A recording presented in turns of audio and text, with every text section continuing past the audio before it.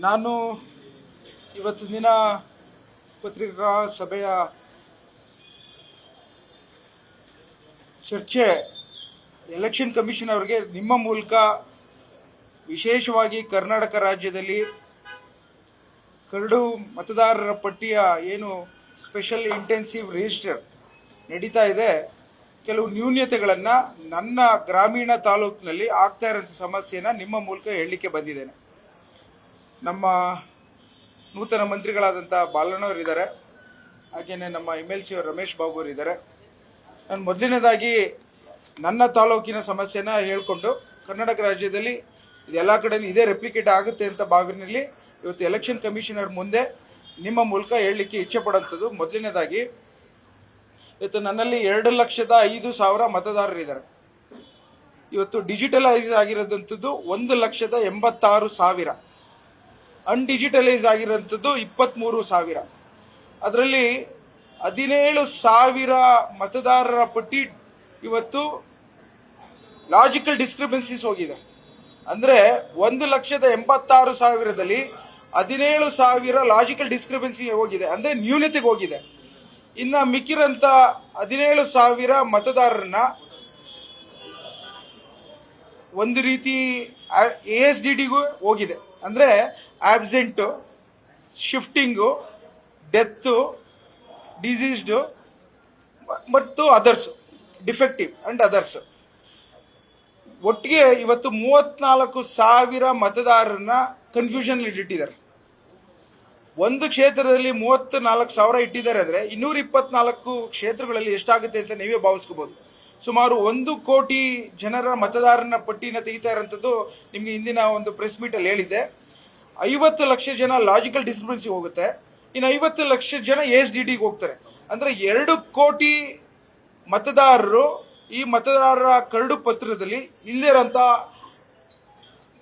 ಒಂದು ಅವಕಾಶವನ್ನ ಮಾರ್ಪಾಡಾಗಿ ಇವತ್ತು ನಮ್ಮ ಮುಂದೆ ಕಾಣಿಸ್ತಾ ಐತೆ. ಆ ಕಾರಣಕ್ಕೋಸ್ಕರನೇ ನಾನು ಎಲೆಕ್ಷನ್ ಕಮಿಷನರ್ಗೆ ದಯವಿಟ್ಟು ಇದನ್ನ ಬೇಸಿಕ್ ಆಗಿ ತಳಹಂತದಲ್ಲಿ ನಡೀತಾ ಇರೋಂಥ ಗೊಂದಲಗಳನ್ನ ನಿವಾರಣೆ ಮಾಡ್ತಾ ಇದ್ರೆ ಬಹಳ ಕಷ್ಟ ಆಗುತ್ತೆ.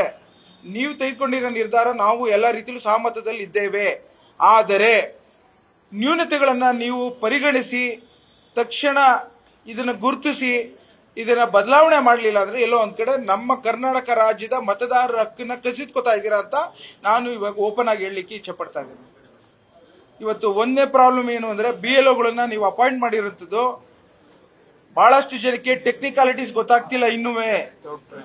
ಇವತ್ತು ಬಾಲಣ್ಣವರೇ ವಿಶೇಷವಾಗಿ ಅವರ 300 ಬೂತ್ಗೂ ಒಬ್ಬೊಬ್ರು ರಿಸೋರ್ಸಸ್ ಕಳಿಸಿದ್ದಾರೆ. ನನ್ನಲ್ಲೂ 264 ಬೂತ್ಗೂ BLOಗಳನ್ನ ನಾವೇ ಟ್ರೈನಿಂಗ್ ಮಾಡಿ ಕಳಿಸ್ತಾ ಇದೀವಿ. ಆದ್ರೂ ಸಹ BLOಗಳು ಕೆಲವು ವಿಚಾರಗಳಲ್ಲಿ ಒಂದು ಲಾಜಿಕಲ್ ಡಿಸ್ಕ್ರಿಪೆನ್ಸಿ ಅಂದ್ರೆ ಪ್ರೋಜಿನಿ ಮತ್ತು ಸೆಲ್ಫ್, ಇದು ಬಹಳ ಮಿಸ್ಟೇಕ್ಸ್ ಆಗ್ತಿರೋಂಥದ್ದು. ಸೆಲ್ಫ್ ಮ್ಯಾಪಿಂಗು ಏನು ನೀವು ಹಿಂದೆ ಮಾಡಿದಂತ ಮ್ಯಾಪಿಂಗು ತಂದೆ ತಾಯಿಗೆ ಹಾಕೋ ಬದಲು ಚಿಕ್ಕಮ್ಮ ದೊಡ್ಡಮ್ಮ ಅಜ್ಜಿನೆಲ್ಲ ಹಾಕಿ ಇವತ್ತು ಅದನ್ನೇ ಇವ್ರು ಯಾರು ಪರಿಷ್ಕರಿಸ್ತಲೆ ಮತ್ತೊಮ್ಮೆ ಅದೇನೇ ತಪ್ಪನ್ನ ಈ ಒಂದು SIR ಮಾಡ್ತಿರೋಂಥದ್ದು ಕಾಣ ಬಂದಿದೆ. ಆ ಕಾರಣಕ್ಕೋಸ್ಕರ ನಿಮಗೆ ನಾನು ಮನವಿ ಮಾಡ್ತಾ ಇದ್ದೇನೆ, ಮತ್ತೊಮ್ಮೆ ಈ ಒಂದು ವಿಚಾರದಲ್ಲಿ ಅತಿ ಶೀಘ್ರದಲ್ಲೇ ಟ್ರೈನಿಂಗ್ ಮಾಡಲಿಕ್ಕೆ ಮತ್ತು ಒಂದು 10 ದಿನ ವಿಸ್ತೀರ್ಣ ಕೊಟ್ರೆ ಬಹಳ ಅನುಕೂಲತೆ ಆಗುತ್ತೆ ಅಂತ ಹೇಳಿ ನಾನು ನಿಮ್ಮ ಮುಂದೆ ಬಂದಿದ್ದೇನೆ.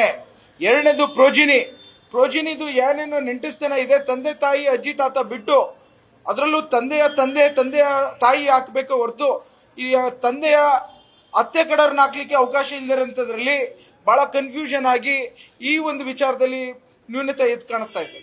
ಮೂರನೇದು ಬಹಳಷ್ಟು ಜನ ಎರಡೆರಡು ಕಡೆ ವೋಟಿಂಗ್ ಮ್ಯಾಪಿಂಗು ವೋಟಿಂಗ್ ಇರೋದ್ರಲ್ಲಿ ಏನಾಗ್ತಿದೆ, ಒಬ್ರು ಶಿವಮೊಗ್ಗದಲ್ಲಿ ಇರ್ತಾರೆ, ಅವ್ರದ್ದು ಹೆಸರು ನಮ್ಮ ಕುಣಿಗಲ್ಲೂ ಇರುತ್ತೆ, ಶಿವಮೊಗ್ಗದಲ್ಲಿ ಎನ್ರೋಲ್ಮೆಂಟ್ ಫಾರ್ಮ್ ಇಶ್ಯೂ ಮಾಡಿಬಿಟ್ಟಿರ್ತಾರೆ.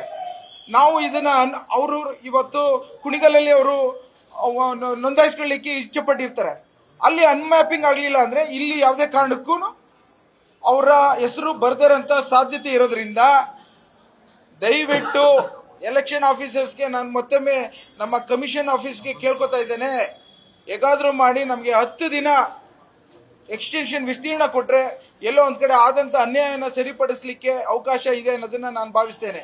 ಈಗಾಗಲೇ ಸಾಮಾನ್ಯ ಜನರು ಮಾತನಾಡ್ತಾ ಇದ್ದಾರೆ, ಕೇಂದ್ರ ಸರ್ಕಾರದವರು ಎಲೆಕ್ಷನ್ ಕಮಿಷನ್ ಮೂಲಕ ಮತದಾರರ ಹಕ್ಕನ್ನು ಕಸಿದುಕೊಂಡು ವೆಸ್ಟ್ ಬೆಂಗಾಲ್ ಆದಂತ ಅನ್ಯಾಯವನ್ನ ಮುಂದುವರಿಸಲಿಕ್ಕೆ ಕರ್ನಾಟಕ ರಾಜ್ಯದಲ್ಲಿ ಹೊರಟಿದ್ದಾರೆ. ಮತದಾರರ ಹಕ್ಕನ್ನ ಕಸಿದುಕೊಂಡು ಗೆಲ್ಲುವಂತ ಚುನಾವಣೆಯ ಹಿಂಬಾಗಿಲಿನ ವ್ಯವಸ್ಥೆ ಇದಕ್ಕೆ ನಾನು ಸಹ ಖಂಡಿಸ್ತೇನೆ. ಆ ಕಾರಣಕ್ಕೋಸ್ಕರ ಇಲ್ಲಿ ಆದಂತ ಕೆಲವು ವಿಚಾರಗಳನ್ನ ನಾನು ಮತ್ತೊಮ್ಮೆ ಹೇಳಲಿಕ್ಕೆ ಇಚ್ಛೆ ಪಡ್ತೇನೆ. ಏನು ಸಾಕಷ್ಟು ಜನ ಇನ್ನು ಎನ್ಯುಮರೇಷನ್ ಫಾರ್ಮ್ BLO ಇಂದ ಕೊಟ್ಟಿದ್ದಾರೆ, ಅದು ಸೈನ್ ಮಾಡಿ ವಾಪಸ್ ಬಂದಿಲ್ಲ.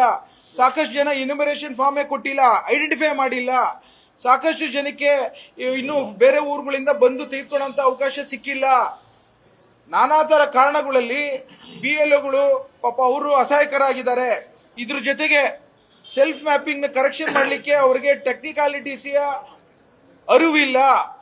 ಹಾಗೇನೆ ಬಹಳಷ್ಟು ವಿಚಾರಗಳಲ್ಲಿ ವಿಶೇಷವಾಗಿ ಈ ಒಂದು ಲಾಜಿಕಲ್ ಡಿಸ್ಕ್ರಿಪೆನ್ಸಿ ನ್ಯೂನತೆ ಒಂದು ಕಡೆ ಆದ್ರೆ ASDDಗೆ ಈಗ ಬಂದಿರೋ ಮಾಹಿತಿ ಪ್ರಕಾರ ಅಧಿಕಾರಿ ವರ್ಗದವರು BLOಗಳಿಗೆ ಒತ್ತಡ ಹಾಕಿ ಆ ಎಲ್ಲರನ್ನು ಶಿಫ್ಟಿಂಗು ASDD ಆಬ್ಸೆಂಟ್ ಲೆಕ್ಕಕ್ಕೆ ಹಾಕಿ ಹೊರಟಿರೋಂಥದ್ದು ಬಹಳಷ್ಟು ಅನ್ಯಾಯ ಆಗ್ತಿರೋಂಥದ್ದನ್ನು ನಿಮ್ಮ ಮುಂದೆ ತರ್ತಾ ಇದ್ದೇನೆ. ಇದನ್ನ ಸರಿಪಡಿಸಬೇಕು. ದಯವಿಟ್ಟು ಈ ವಿಚಾರದಲ್ಲಿ ಎಲೆಕ್ಷನ್ ಕಮಿಷನ್ ಅರ್ಥ ಮಾಡಿಕೊಂಡು ಇನ್ನು 10 ದಿನ ನಮಗೆ ಒಂದು ಟೈಮ್ ಎಕ್ಸ್ಟೆನ್ಷನ್ ಕೊಟ್ರೆ BLOಗಳ ಜೊತೆ ಮತ್ತೊಮ್ಮೆ ಅಧಿಕಾರಿಗಳು ಇಂಟ್ರಾಕ್ಟ್ ಮಾಡಿ ನ್ಯಾಯವನ್ನ ಕೊಡುವಂತ ಒಂದು ಅವಕಾಶ ಆಗುತ್ತೆ ಅಂತ ನಾನು ಕೇಳಲಿಕ್ಕೆ ಇವತ್ತು ನಿಮ್ಮ ಮುಂದೆ ಬಂದಿದ್ದೇನೆ. ಧನ್ಯವಾದಗಳು. ನ್ಯೂಸ್ ಫಸ್ಟ್ ನಿರ್ಭೀತಿಯಿಂದ ನಿಮ್ಮ ಪರವಾಗಿ.